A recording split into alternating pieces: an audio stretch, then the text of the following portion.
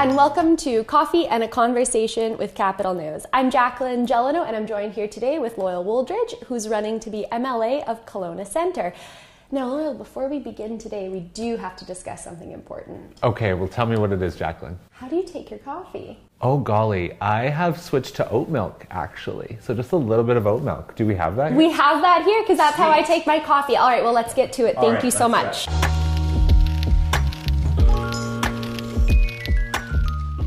Okay, Loyal, we're caffeinated. How's your coffee? It's delicious. That's a lot of work, though, for a cup of coffee, I must say, but it's worth it. It's very much worth it. So you've been very busy with this campaign trail, but you're not new to elections like this. You've been, as a city councillor, RDCO. This isn't new ground for you, but why is it that you decided to transition from municipal to provincial? Yeah, so I originally ran in 2018 because of the social challenges that I was seeing downtown. At the time, I was a small business owner, and obviously I think anyone that lives in Kelowna and throughout British Columbia sees the social disorder that we're seeing on our streets. So I really wanted to understand our city from a grassroots level to bring that experience forward, because I don't think it's helpful if you haven't been doing the groundwork to represent Kelowna and throwing your hat in the ring for an MLA position. And so I really wanted to do the work, learn Kelowna from a local government perspective, which I've done, and that's where has brought me to today. And the issues that I'm really passionate about, like housing and homelessness and mental health and substance use,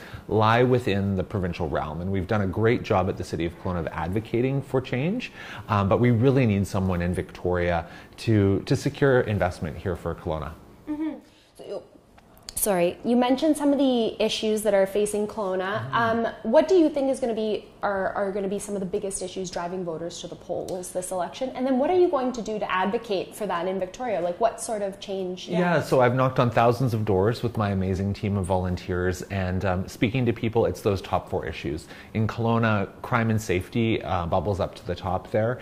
Housing, access to healthcare, and the overall cost of living.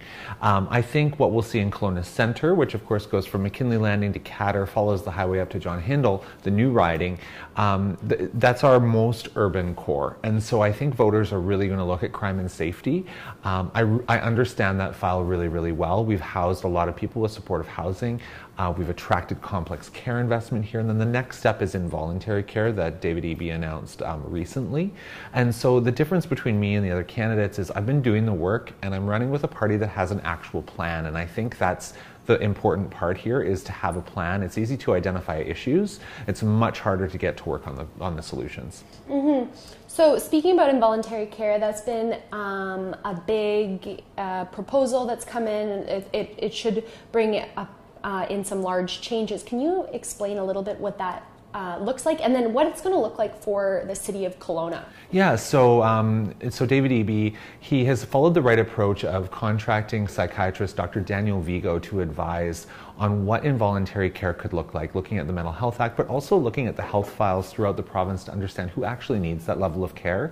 And they're recommending that the person has three components. One is mental health issues, two is addiction to synthetic opioids and drugs, and then three is brain injury that has been occurred from repeated overdose. So when someone has those three aspects, their brain function has deteriorated to the point where they might not be able to make decisions for themselves, and they need dignified care.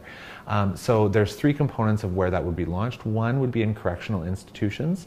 Second would be regional facilities, which I'm strongly advocating for the central Okanagan. Might not be in Kelowna, but here, so that folks can be near their friends and family.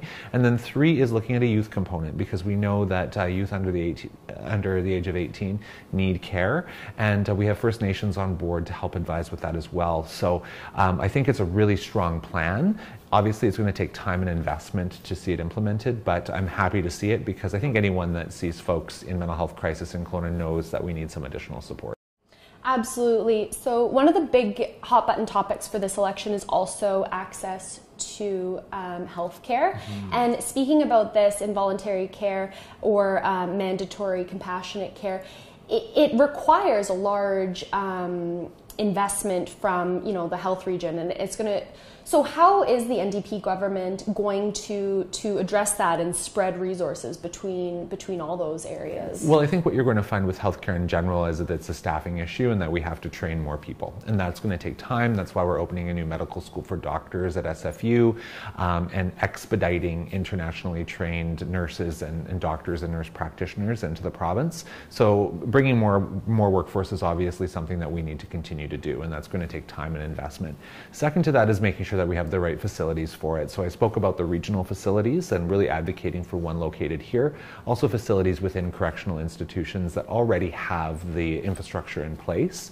And what that will do is it'll alleviate some of the beds out of our hospitals where psychiatric patients are currently staying, but we also have planned to increase capacity in hospitals for those beds. So it's something that's going to take time and again investment, and there's this lag when it comes to government because you have to train people, you have to build sites and get it up and running. But the plan is sound, and again, it's informed by science, which is the most important part. So one aspect, when I spoke to Dr. Vigo himself, he talked about the issue of housing as well, and how that's played into the issue of homelessness and substance use disorder.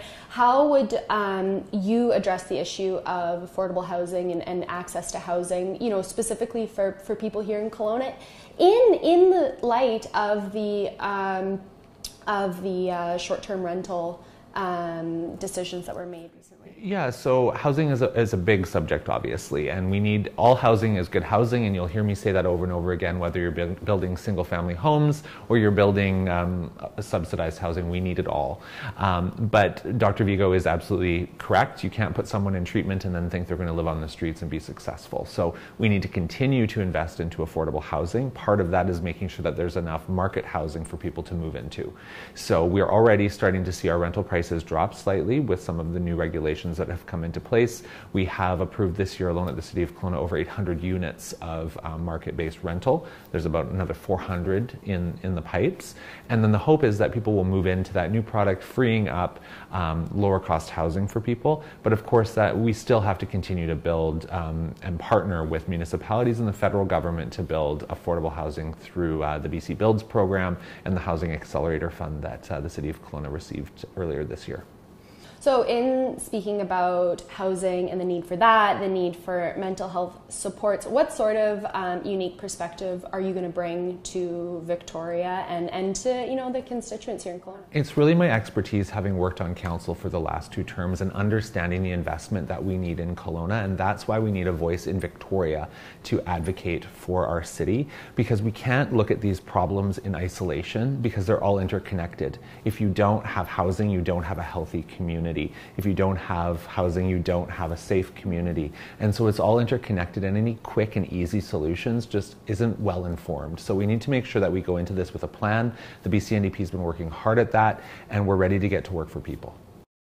So you're very well established in your riding in particular. What is it that keeps you in the riding, and what are some of your favorite things to do in the area, in this fall season? Yeah, so I've lived in the riding for decades, and I'm really passionate about Kelowna because I think we live in a beautiful place, so much so that everyone has seemed to discover the Okanagan, which is why we see this pressure on housing and healthcare and all the things that we need to live great lives. But I personally love just getting outdoors. It's easy enough to do. I live out in Glenmore, so getting up into the hills and going for a hike, but I'm also a passionate cook. I learned from my grandma at an early age, so I spend a lot of time in the kitchen and entertaining for friends, and of course you can't live in the Okanagan and not love wine, so that's generally how I spend my time, and just soaking up the beauty of the region. Oh, well, that's lovely. Well, maybe I'll see you on the trails up by Glenmore sometime. Perfect. But thank you for coming in today. This was a pleasure. It was lovely to speak with you. Thank you so much for your time. Thanks for watching.